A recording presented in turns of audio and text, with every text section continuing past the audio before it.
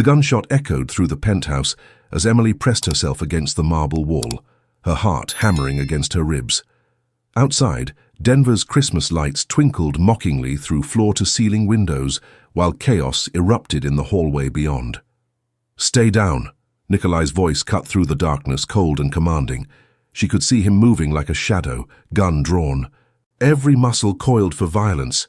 This was not the man who had rescued her from the snowy road 3 days ago. This was someone else entirely, someone terrifying. Another shot. Glass shattered somewhere in the distance. Emily's hands trembled as she clutched the phone he'd given her, the emergency number glowing on the screen. How had her life spiraled from a broken-down car on Christmas Eve to hiding from bullets in a Russian Mafia boss's penthouse? The answer came flooding back, because her car hadn't broken down by accident, because she'd witnessed something at the hospital that made her a target. Because the man who'd appeared through the snow like some dark angel wasn't her savior. He was the most dangerous person in Colorado.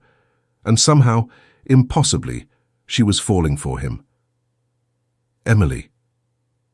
His voice was closer now, urgent. "We need to move. Now."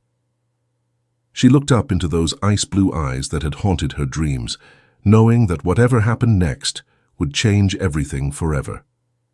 Welcome to Passion and Power. Tonight we're diving into a Christmas story that will melt your heart and freeze your blood. Comment below what city you're watching from and hit that subscribe button. We've got an incredible journey ahead, and I promise you won't want to miss a single twist in Emily and Nikolai's dangerous romance. The snow fell in thick, relentless sheets across the isolated Colorado highway, turning the world into a white void. Emily Carter's Honda Civic coughed once, twice, then died with a mechanical wheeze that echoed her own exhausted sigh. "Perfect," she muttered, pulling over to the shoulder. Absolutely perfect. Christmas Eve, and she was stranded on State Route 285, 30 miles from Denver. The dashboard lights flickered once before going dark, leaving her in the eerie glow of her hazard lights blinking against the storm. Emily rested her forehead against the steering wheel for exactly 3 seconds, all she allowed herself for self-pity these days. At 28, she'd learned that life didn't care about your plans, your exhaustion, or the fact that you'd just pulled a 16-hour shift at Denver General Hospital because someone needed to cover the holiday emergency room. The wind howled outside, rocking her small car. She pulled her thin coat tighter and stepped out into the bitter cold. The hood release felt frozen under her fingers, but she managed to pop it open. White smoke billowed up immediately, dissipating into the swirling snow. "Great," she whispered, her breath forming clouds in the frigid air. She pulled out her phone, hoping for a miracle. No signal. Of course. The highway stretched endlessly in both directions, flanked by towering pine trees heavy with snow. No other cars, no houses, no lights except the pale glow of her hazards cutting through the darkness. Fear began to creep in, cold and insistent. The temperature was dropping fast, and her coat was designed for hospital corridors, not Colorado blizzards. That's when she saw the headlights. 2 beams cut through the snow like searchlights, approaching from the direction of Denver. Emily felt a mixture of relief and apprehension. Help was coming, but out here, in the middle of nowhere, help could be dangerous. The vehicle slowed, a sleek black sedan that looked expensive even through the snow. It pulled up behind her car with the quiet purr of a well-tuned engine. The driver's door opened. The man who emerged made Emily take an involuntary step backward. He was tall, probably 6'3", with the kind of presence that commanded attention, even in a blizzard. Dark hair, sharp cheekbones and pale eyes that seemed to see everything. His black wool coat was perfectly tailored, not a snowflake daring to settle on the expensive fabric. He moved with the fluid confidence of someone accustomed to being the most dangerous person in any room. "Problems," he said, his voice carrying a slight accent she couldn't place. It wasn't a question. Emily found her voice, though it came out smaller than she intended. "My car broke down. I was trying to call for help, but there's no signal." He glanced at her phone, then at the smoking engine, then back at her face with an intensity that made her skin prickle. "Out here, help doesn't come. Not tonight." The way he said it sent a chill down her spine that had nothing to do with the cold. There was something in his tone, knowledge, certainty, as if he understood things about this stretch of road that she didn't. "I'll wait for the storm to pass," she said, though even as the words left her mouth, she knew how foolish they sounded. The snow was getting heavier, not lighter. He studied her for a long moment, those pale eyes taking in her hospital scrubs, visible beneath her inadequate coat, her tired face the way she was already shivering, despite trying to hide it. "You'll freeze," he stated simply. Then he walked to his car and opened the passenger door. Warm air and soft light spilled out into the night. "Get in." Emily hesitated. Everything about this man screamed danger. The expensive clothes, the predatory grace, the way he spoke as if he was used to being obeyed without question. But the alternative was staying out here in a storm that was rapidly becoming deadly. "I don't even know your name," she said. "Nikolai," he replied, not offering a last name. "And you're Emily Carter, 28, nurse at Denver General. You live alone in a studio apartment on Colfax Avenue. Can't you work too many shifts because you're paying off student loans?" Emily's blood turned to ice water. "How do you— Get in the car, Emily." This time it wasn't a request. The authority in his voice was absolute, and suddenly she understood that her choice wasn't between accepting help from a stranger or waiting for rescue. Her choice was between getting in his car willingly or finding out what happened if she refused. She got in. The interior was warm and luxurious. Leather seats, soft lighting, classical music playing quietly from hidden speakers. It smelled like expensive cologne and something else, something darker that she couldn't identify. Nikolai slid behind the wheel with fluid grace, and Emily noticed details she'd missed in the snow. A white dress shirt with the top 4 buttons undone, revealing a glimpse of muscled chest and what looked like the edge of a tattoo on his neck. A platinum watch caught the dashboard light as he shifted into drive. "Where are you taking me?" she asked as they pulled away from her abandoned car. "Somewhere safe." That's not an answer. He glanced at her, and for a moment something almost like amusement flickered in those cold eyes. "No, it's not." They drove in silence through the storm, the sedan handling the treacherous roads with ease. Emily watched the landscape blur past, endless snow, dark trees, the occasional distant light that disappeared as quickly as it appeared. 20 minutes later, the lights of Denver began to glow through the snow, but instead of heading toward the city center, Nikolai took an exit that led to the most expensive part of town, an area where Emily had never even driven through, let alone visited. "This isn't the way to a hospital," she said, her voice tight with growing alarm. "No," he agreed, "it's not." The building they pulled up to was all glass and steel, reaching toward the sky like a monument to wealth and power. A valet appeared immediately, taking the keys with a deferential nod. Emily noticed the man's eyes never quite met Nikolai's directly. "Mr. Volkov," the valet said, "welcome back."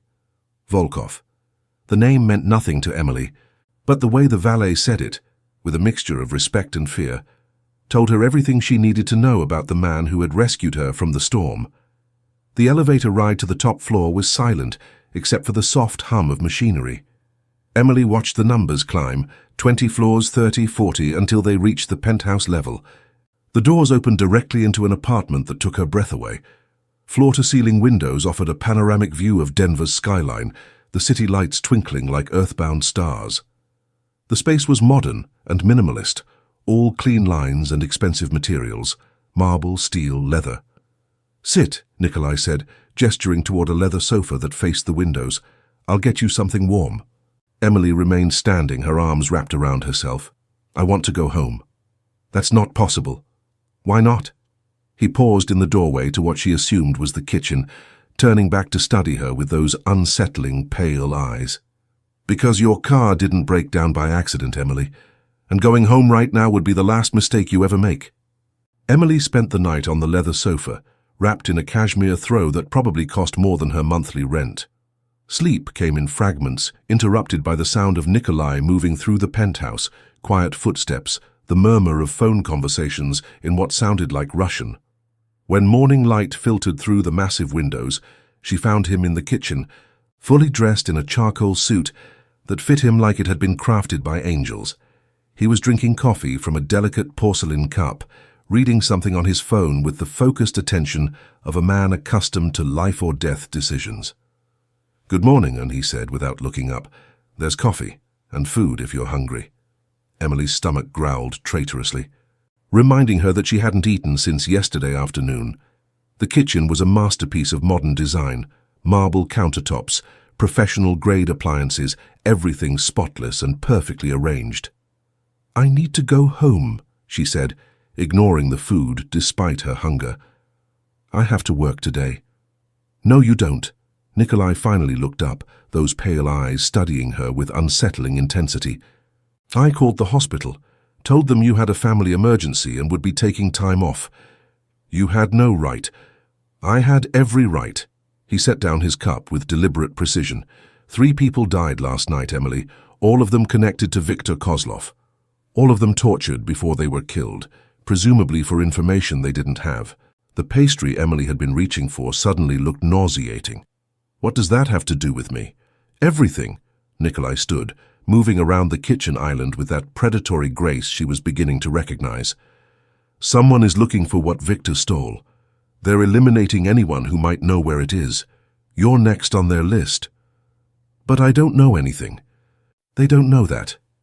He was close enough now that she could smell his cologne, something expensive and masculine that made her pulse quicken despite her fear. "And they won't stop to ask nicely." Emily backed against the counter, her hands gripping the marble edge. "So what am I supposed to do, hide here forever?" "You're supposed to remember what Viktor told you." "I already said." "You're lying." His voice was soft, almost gentle, but there was steel underneath. "And while I appreciate your loyalty to a dead man's secrets, that loyalty is going to get you killed." She stared up at him, taking in the sharp angles of his face. The way his white dress shirt revealed just enough of his chest to be distracting. The elegant tattoo that disappeared beneath his collar. Everything about him screamed danger, but there was something else. A careful control that suggested the danger was leashed, directed, purposeful. "Who are you?" she whispered. "I'm the man who's going to keep you alive." "That's not an answer." A smile ghosted across his lips. "I'm Nikolai Volkov. I run certain businesses in this part of the country. Businesses that require discretion, loyalty, and occasionally, violence." The words hung in the air between them like a confession. Emily felt her world tilt on its axis as the implications sank in. She was trapped in a penthouse with a man who had just calmly admitted to being a criminal. "You're Mafia," she breathed. "Russian Bratva, technically. But yes. And Viktor was my partner until he decided to steal from me." Nikolai's expression hardened. "Theft is bad for business, Emily. It sends the wrong message to other potential partners." His phone buzzed against the marble counter. Nikolai glanced at the screen, and Emily saw his expression change, a subtle shift that transformed him from merely dangerous to absolutely lethal. "We need to leave," he said, already moving toward what she assumed was a bedroom. "Now." "What's wrong?" "They found your apartment." Emily's blood turned to ice. "What do you mean they found my apartment?" Nikolai emerged from the bedroom, carrying a leather jacket and what looked like a gun in a shoulder holster. The casual way he strapped on the weapon made Emily's knees weak. "I mean, they're there right now, tearing it apart, looking for anything Viktor might have given you." He handed her the jacket. "Put this on. We're leaving." The elevator ride down felt endless. Nikolai stood beside her, radiating tension like heat, his hand resting casually near his concealed weapon. When the doors opened in the parking garage, a black SUV was waiting, engine running. The driver was a mountain of a man with Slavic features and hands that looked like they could crush skulls. He nodded respectfully to Nikolai but said nothing as they climbed into the back seat. "Marcus," Nikolai said by way of introduction. "He doesn't talk much, but he's very good at his job, which is keeping people alive." They drove through Denver's morning traffic in silence, taking a route that seemed deliberately circuitous. Emily watched the city pass by, normal people going to normal jobs, living normal lives that didn't involve Russian mobsters and death threats. 20 minutes later, they pulled up to a building she recognized, Denver General Hospital. "Why are we here?" Emily asked, but Nikolai was already getting out of the SUV. "Because you need to remember what Victor told you," he said, extending his hand to help her out. "And sometimes memory needs the right trigger." The hospital smelled like disinfectant and desperation, exactly as Emily remembered. She'd worked here for 3 years, pulling long shifts in the emergency room, saving lives and watching others slip away despite her best efforts. They took the elevator to the 4th floor, to the emergency department where Emily had spent most of her adult life. The charge nurse, Sarah, looked up from her station with surprise. "Emily, I thought you were taking time off for a family emergency." "I am," Emily said, acutely aware of Nikolai's presence beside her. "I just needed to pick up something from my locker." Emily led him through the department to the staff locker room, her hands shaking as she worked the combination. Everything felt surreal, being back in this familiar place with a man who had casually admitted to being a criminal. "Tell me about that night," Nikolai said as she opened her locker. "Victor Kozlov, walk me through everything you remember." Emily closed her eyes, trying to recall details that had seemed unimportant at the time. "He came in around 11 p.m. Multiple gunshot wounds to the chest and abdomen. He was conscious, but barely." "What did Victor say?" "At first, nothing coherent. He was in shock, losing a lot of blood." Emily opened her eyes, meeting Nikolai's intense gaze. "But then, when Dr. Martinez was working on the chest wounds, Victor grabbed my wrist. And he pulled me close and whispered something. I thought it was delirium. Patients say all kinds of things when they're dying." "What exactly did he say?" Emily took a deep breath, letting the memory surface fully for the first time. "He said, 'Warehouse 47, Industrial Boulevard, under the red door.'" Then he said a name, Katerina. After that, he lost consciousness and died on the table 10 minutes later. Nikolai went very still. When he spoke, his voice was deadly quiet. "You're certain that's what he said? Warehouse 47, Industrial Boulevard?" "Yes. Why? What does it mean?" But Nikolai was already moving, pulling out his phone as he headed for the door. Emily heard him speaking rapid Russian to someone, his tone urgent and commanding. When he finished the call, he turned back to her with an expression that made her blood run cold. "It means," and he said, "that you just became the most valuable person in Colorado, and the most hunted." The warehouse district of Denver stretched along the South Platte River like a forgotten industrial graveyard. Warehouse 47 sat at the end of Industrial Boulevard, a nondescript concrete building that looked like it had been abandoned for decades. "Stay in the car," Nikolai said, as Marcus pulled up to the building's entrance. "Like hell." Emily was already reaching for the door handle. "If this is about what Victor told me, then I'm coming with you." Nikolai's hand shot out, gripping her wrist with surprising gentleness. "This isn't a game, Emily. If I'm right about what's inside that building, there are people who would kill you just for being here. People are already trying to kill me," she pointed out. "At least this way, I'll know why." For a moment, they stared at each other in the back seat of the SUV. Emily could see the conflict in Nikolai's pale eyes, the desire to protect her warring with the recognition that she had a right to know what she'd stumbled into. "Fine," he said finally, "but you stay behind me. You do exactly what I say, and if I tell you to run, you run, understood?" The warehouse's main entrance was secured with a heavy chain and padlock, but Nikolai produced a set of keys that opened it easily. Inside, the warehouse was a cavern of shadows and dust motes, dancing in shafts of sunlight. "There," Nikolai said, pointing toward the far end of the building. Emily followed his gaze and saw it. A single red door set into the concrete wall, so faded and weathered that it was barely distinguishable from the grey around it. The red door was locked, but again Nikolai had the right key. It opened to reveal a narrow staircase leading down into darkness. "Basement," Emily whispered. "Storage," Nikolai corrected. Victor always liked to keep his most valuable assets underground. They descended the stairs, Nikolai's phone providing the only light. The basement was smaller than Emily had expected, a single room lined with metal shelving and filing cabinets. But what caught her attention immediately were the computers. 3 high-end laptops sat on a makeshift desk, their screens dark, but their power lights glowing softly in the gloom. Beside them were stacks of documents, photographs, and what looked like financial records. Jesus, Nikolai breathed, moving toward the desk. He kept everything. Emily watched as he powered up one of the laptops, his fingers flying over the keyboard with practiced efficiency. The screen came to life, displaying what looked like accounting software, columns of numbers, dates, transaction records. "What is it?" she asked. "Victor's insurance policy." Nikolai's voice was grim. "Records of every deal, every payment, every favor traded in the last 5 years. Names, dates, amounts, everything." "Including what he stole from you?" "Including what he stole from everyone." Nikolai scrolled through the files, his expression growing darker with each screen. "This isn't just about money, Emily. This is about power. Information. The kind of secrets that could bring down half the criminal organizations in the western United States." Emily moved closer, trying to make sense of the numbers on the screen. Why would he keep all this? Because Victor was paranoid. He knew that in our business, information is the only real currency. But he's dead. Yes, but his information isn't. Nikolai turned to look at her, and Emily saw something in his eyes that made her pulse quicken. "Do you understand what this means, Emily? You didn't just overhear an address.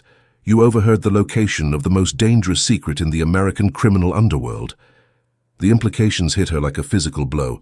"That's why people are trying to kill me. That's why everyone is trying to kill you." The sound of footsteps on the stairs above cut him off. Nikolai's hand went to his weapon in one fluid motion, his body shifting to place himself between Emily and the staircase. "How many keys did Victor have?" Emily whispered. "Too many," Nikolai replied grimly. The footsteps were getting closer, multiple sets, moving with the careful precision of people who knew how to be quiet when necessary. Emily's heart hammered against her ribs as she realized they were trapped. Nikolai pulled out his phone, typing a quick message before sliding it back into his pocket. Then he drew his gun, checking the chamber with the practiced efficiency of someone who had done this many times before. "When I say run," he whispered, "you go up those stairs and you don't stop until you reach Marcus, understand? What about you? I'll be right behind you." But Emily could see the lie in his eyes. He was planning to stay, to fight, to give her time to escape, even if it meant sacrificing himself. The first figure appeared at the bottom of the stairs. A man in a dark suit with the kind of face that suggested violence was his primary profession. He saw Nikolai immediately and raised his own weapon. "Volkov," the man said in accented English, "you should not have come here." "Victor," Nikolai replied calmly, "I should have known you'd fake your own death." "It's exactly the kind of cowardly thing you'd do." Emily's world tilted. The man who had died on her table, the man whose whispered words had started this nightmare, was standing at the bottom of the stairs, very much alive. "You always were too trusting," Victor said, his gun trained on Nikolai's chest. "Did you really think I would steal from you without an exit strategy?" "You planned this," Emily whispered. "Of course I planned this." Victor's attention shifted to her, and Emily saw madness lurking behind his eyes. "Did you think it was coincidence that your car broke down on that particular stretch of highway? That Nikolai happened to be driving by at exactly the right moment? You sabotaged her car," Nikolai said, his voice deadly quiet. "I sabotaged everything. Her car, her safety, her life, all of it designed to bring you here to this moment with the one person who could lead us to my insurance policy." Emily felt sick. Everything, her rescue from the storm, Nikolai's protection, even her growing attraction to him, had been orchestrated by a dead man who wasn't dead. "The only thing I didn't plan," Victor continued, "was how attached you'd become to her. That's going to make this more difficult than it needs to be." "You're not touching her," Nikolai said. "I'm not planning to touch her. I'm planning to kill her, right after she watches me kill you." The gunshot was deafeningly loud in the confined space, but it wasn't Victor who fired. Emily screamed as Nikolai dove sideways, his own weapon blazing. Victor stumbled backward, clutching his shoulder, his gun clattering across the concrete floor. "Run!" Nikolai shouted, but Emily was already moving, not toward the stairs, but toward Victor's fallen weapon. She grabbed the gun with shaking hands, pointing it at the man who had destroyed her life with his elaborate deception. Victor looked at her with something like admiration. "You have more spine than I expected," he said. "Too bad you won't live to—" The second gunshot came from the staircase. Victor's eyes widened in surprise before he crumpled to the ground, a spreading pool of blood beneath his head. Emily looked up to see Marcus descending the stairs, his own weapon drawn, his expression as calm as if he'd just swatted a fly. "Boss," he said to Nikolai, "we need to go. Now. More coming." Nikolai was already moving, grabbing the laptops and as many documents as he could carry. "Emily, help me with these files." But Emily couldn't move. She stood frozen, staring at Victor's body, the gun still clutched in her trembling hands. "Emily."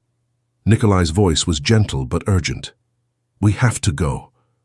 She looked up at him, this man who had rescued her, protected her, been willing to die for her, and realized that despite everything, despite the lies and manipulation and violence, she trusted him completely. "Okay," she whispered, dropping the gun and moving to help him gather the evidence of Victor's crimes. As they climbed the stairs toward an uncertain future, Emily couldn't shake the feeling that the real danger was just beginning. The safe house was a modest ranch home in a quiet suburb of Aurora, the kind of place where neighbors minded their own business and asked no questions. Emily sat at the kitchen table, watching Nikolai work through Victor's files with focused intensity. 3 days had passed since the warehouse, 3 days of hiding, of waiting, of trying to process the fact that her entire life had been upended by a dead man's revenge plot. "They're covering it up," Emily said, watching the local news report on a gas explosion at an industrial warehouse. "Of course they are." Nikolai didn't look up from the laptop screen.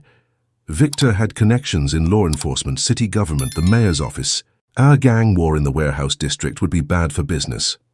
Emily studied his profile in the lamplight, the sharp cheekbones, the way his white dress shirt had wrinkled after 3 days of constant wear, the platinum watch that caught the light when he moved. "What happens when you're done with those files?" she asked. "I destroy them, all of them.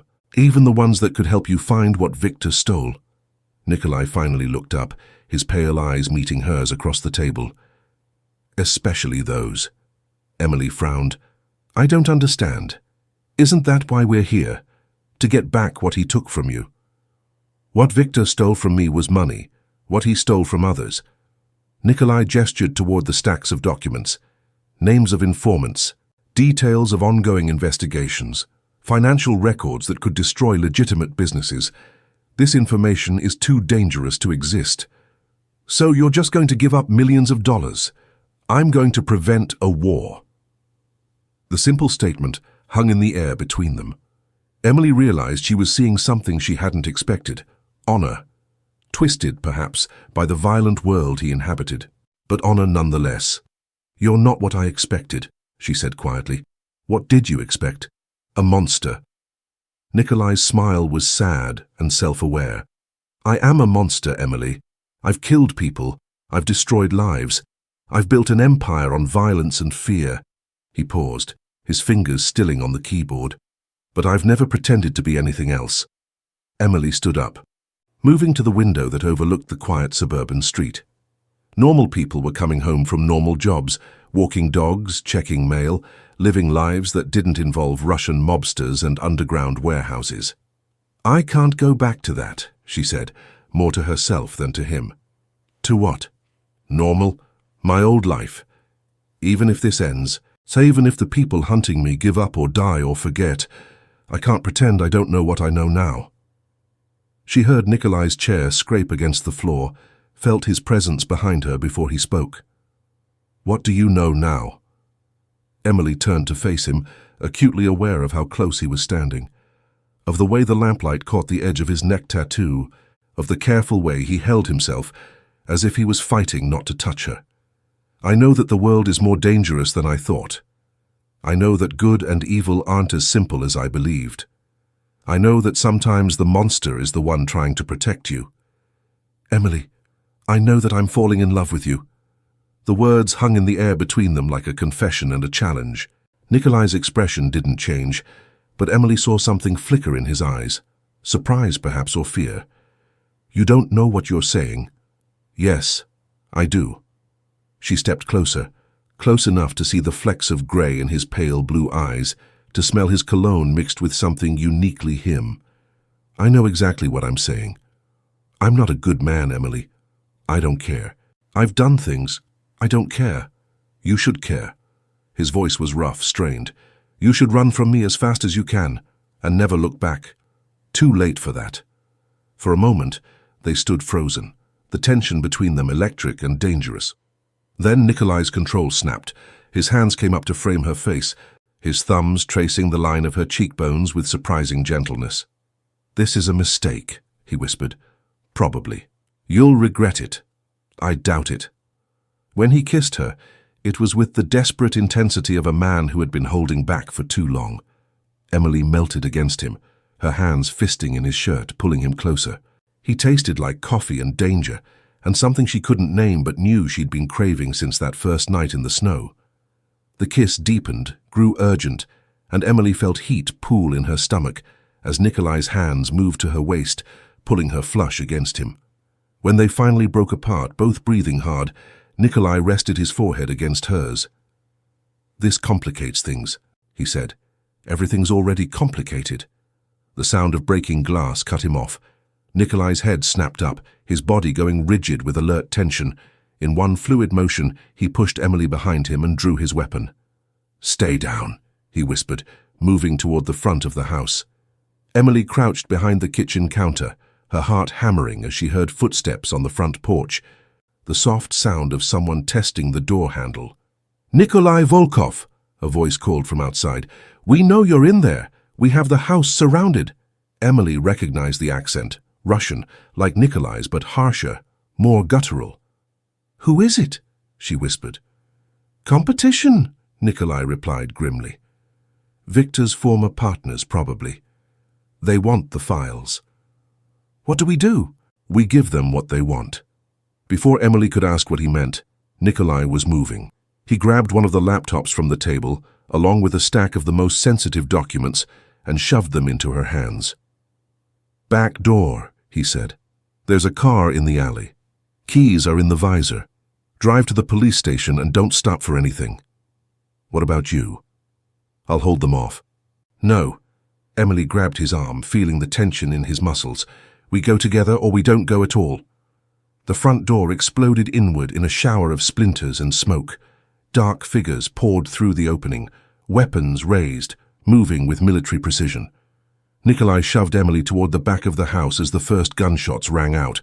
They ran through the kitchen, down a narrow hallway, Emily clutching the laptop and documents against her chest, while Nikolai returned fire over his shoulder. The back door led to a small yard and an alley beyond. Emily could see the car Nikolai had mentioned, a nondescript sedan that looked like it had been chosen specifically for its ability to blend in. They were halfway across the yard when the spotlight hit them. "Stop!" The voice came from their left, where another team of men had been waiting in ambush. "Drop your weapons!" Nikolai spun, his gun tracking toward the new threat, but Emily could see they were outnumbered. Men were emerging from the shadows on all sides, at least 8 of them, all armed, all professional. "The files," one of them called out in accented English. "Give us Victor's files and the woman lives." "And if I refuse?" Nikolai asked, though Emily could hear in his voice that he already knew the answer. "Then you both die, and we take the files anyway." Emily looked at the laptop in her hands, the key to Victor's secrets, the information that could destroy lives and topple criminal empires. Then she looked at Nikolai, this dangerous man who had risked everything to protect her. "Take them," she said, stepping forward. "Emily, no." "Take them," she repeated, holding out the laptop and documents. "It's over." The lead gunman smiled, a cold expression that didn't reach his eyes. Smart girl. But as he reached for the laptop, Emily made a choice that surprised everyone, including herself. Instead of handing over the files, she hurled the laptop as hard as she could against the brick wall of the house. The computer exploded in a shower of plastic and circuitry, the hard drive shattering beyond any hope of recovery. Before anyone could react, she was tearing the documents into pieces, scattering them to the wind. "You stupid bitch," the gunman snarled, raising his weapon. The shot rang out, but it wasn't aimed at Emily. Nikolai had used her distraction to take down two of the gunmen, diving and rolling as return fire chewed up the ground where he'd been standing. What followed was chaos. Muzzle flashes in the darkness, the sharp crack of gunfire, the smell of cordite and fear. Emily found herself pressed against the brick wall, watching Nikolai move like a deadly shadow, taking down enemies with the cold efficiency of a professional killer. When the silence finally fell, 5 men lay dead in the alley, and Nikolai was bleeding from a graze on his left arm. "Are you hurt?" he asked, moving to her side. Emily shook her head, though she was shaking so hard she could barely stand. "The files are gone. All of them." Nikolai looked at the scattered pieces of paper, the destroyed laptop, the end of Victor's legacy of secrets and lies.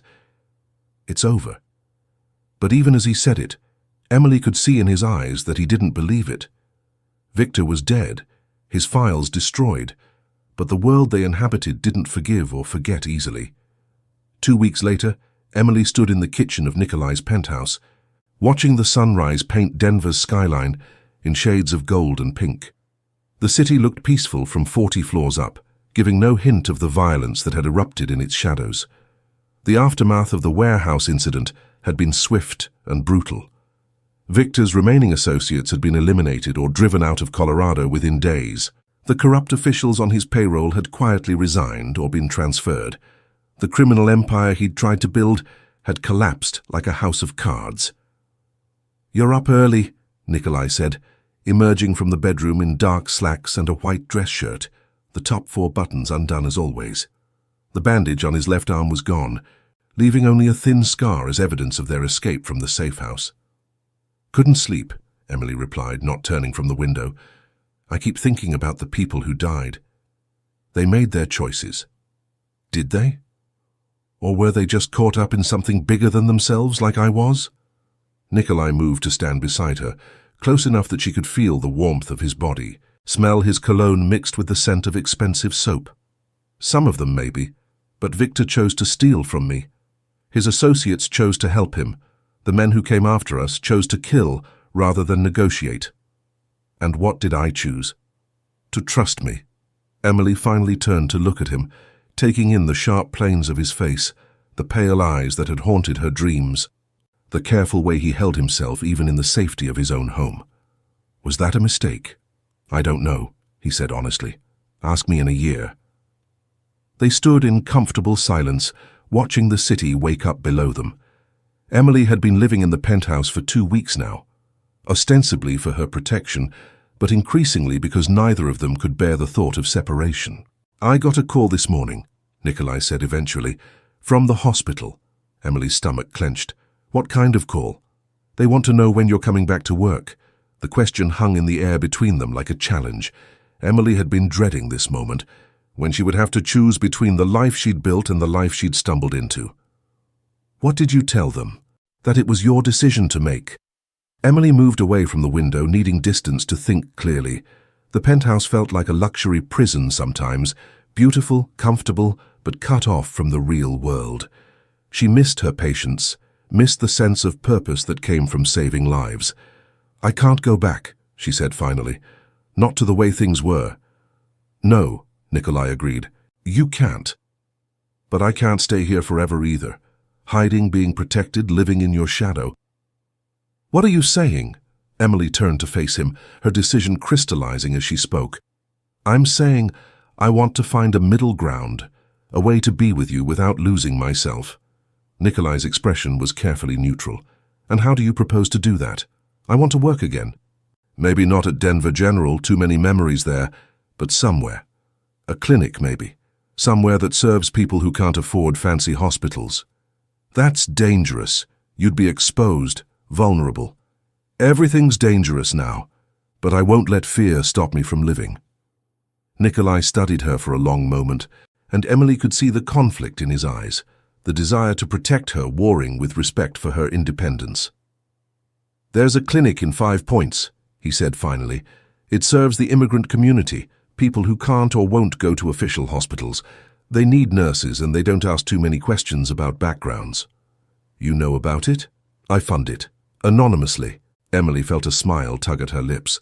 Of course you do. It's not charity, Nikolai said quickly. It's good business. Healthy communities are profitable communities. But Emily could see through the excuse to the man underneath, someone who used his criminal empire to help people who had nowhere else to turn. I want to work there, she said. Emily, I want to work there. And I want to come home to you every night. I want to build something real with you, something that isn't based on fear or desperation or the adrenaline of running for our lives. Nikolai moved closer, his hands coming up to frame her face with surprising gentleness. You don't know what you're asking for. I'm asking for a chance for both of us. My world is dangerous. There will always be enemies, always be threats. I can't promise you safety. I'm not asking for safety. I'm asking for honesty, for partnership, for love. The word hung between them like a bridge across an impossible divide. Emily saw something shift in Nikolai's expression, surprise giving way to something deeper, more vulnerable. I love you, she continued, her voice steady despite the magnitude of what she was saying. I love your strength and your contradictions. I love the way you protect people even when you pretend you don't care. I love that you're willing to destroy an empire of secrets rather than let innocent people get hurt. Emily, I love you, she repeated, and I think you love me too. For a moment, Nikolai just stared at her, his pale eyes searching her face as if looking for some sign that she didn't mean what she was saying. Then his control finally cracked. Yes, he whispered, his thumbs tracing the line of her cheekbones. God help me. Yes, I love you. When he kissed her this time, it was different from their desperate embrace at the safe house. This was a promise, a commitment, a choice made with full knowledge of the consequences. Emily melted against him, her hands fisting in his shirt, pulling him closer. She could taste the coffee on his lips, feel the controlled strength in his arms, sense the careful way he held her, as if she were something precious and fragile. When they finally broke apart, both breathing hard, Nikolai rested his forehead against hers. This won't be easy, he said. Nothing worthwhile ever is. There will be people who try to use you to get to me. Then we'll deal with them. You might get hurt. I might get hurt crossing the street. That doesn't mean I stop walking. Nikolai smiled. A real smile this time, not the cold expression he wore like armor. You're stubborn. You're dangerous. We're a terrible match. We're perfect for each other. Outside, Denver continued its morning routine, unaware that in a penthouse 40 floors above the city, a nurse and a criminal were rewriting the rules of love and loyalty. 6 months later, Emily was working her first shift at the 5 Points Community Clinic when she realized that sometimes the most dangerous roads lead to the most beautiful destinations. As she treated patients who reminded her why she'd become a nurse in the first place, she thought about the man waiting for her at home, the man who had appeared through the snow like salvation and turned out to be exactly that. Nikolai had been true to his word. He was transitioning away from the criminal world, using his resources to fund legitimate businesses and community programs. It wasn't easy, and it wasn't complete, but it was real progress toward the life they both wanted. When her shift ended, Emily found him waiting in the parking lot, leaning against his car with that familiar predatory grace that still made her pulse quicken. But now there was something different in his expression, peace perhaps, or hope. How was your first day? He asked, opening the passenger door for her. Perfect, Emily said, settling into the leather seat. Absolutely perfect. As they drove through the Denver streets toward home, Emily reflected on the journey that had brought them here. It had started with a breakdown on Christmas night and a dangerous stranger saying, "Get in." It had led through violence and betrayal, through secrets and lies, through moments when death seemed certain and love seemed impossible. But here they were, building something beautiful from the wreckage of their old lives, proving that sometimes the most unlikely love stories were the ones worth fighting for. "Get in," Nikolai had said that snowy night, and Emily had made the choice that changed everything. She'd never regretted it for a single moment. Years later, Emily would look back on that autumn morning as the day their real life began.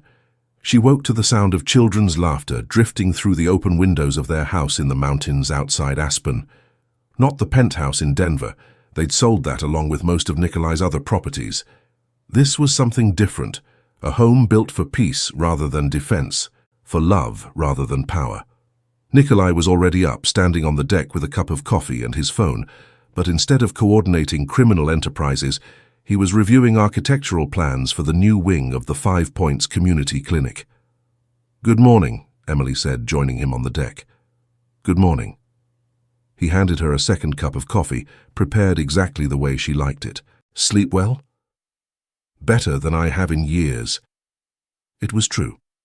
The nightmares had finally faded, replaced by dreams of the future they were building together. "Marcus called," Nikolai said. "The Denver operation is completely shut down. The last of the old guard has been bought out or relocated. Any regrets?" Nikolai considered the question seriously, as he always did. "About the money? No. About the power? Sometimes. About you." He turned to look at her, those pale blue eyes that had once seemed so cold, now warm with affection. "Never." Emily smiled, leaning against his side as they watched the sun rise over the mountains. The man who had rescued her from a snowy highway had turned out to be her salvation in more ways than one. "I love you," she said, the words as natural as breathing now. "I love you too," he replied, his arm tightening around her waist. "Even if you did destroy my criminal empire." "Best decision I ever made."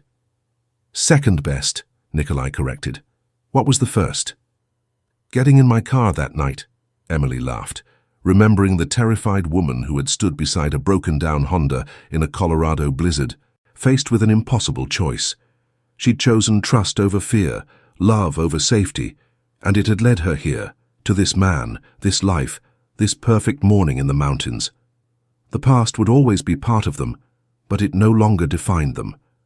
They had chosen each other, chosen to build something better from the wreckage of their old lives.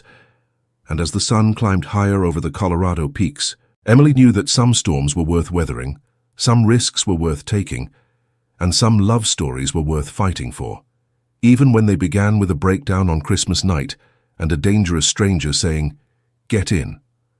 And that's how Emily and Nikolai found their happily ever after here at Passion and Power. Sometimes, the most dangerous roads lead to the most beautiful destinations. What did you think of their journey from that snowy highway to their mountain sanctuary? Drop a comment below with your favorite moment, and don't forget to subscribe for more stories that will steal your heart and take your breath away. Until next time, keep believing in love that conquers all.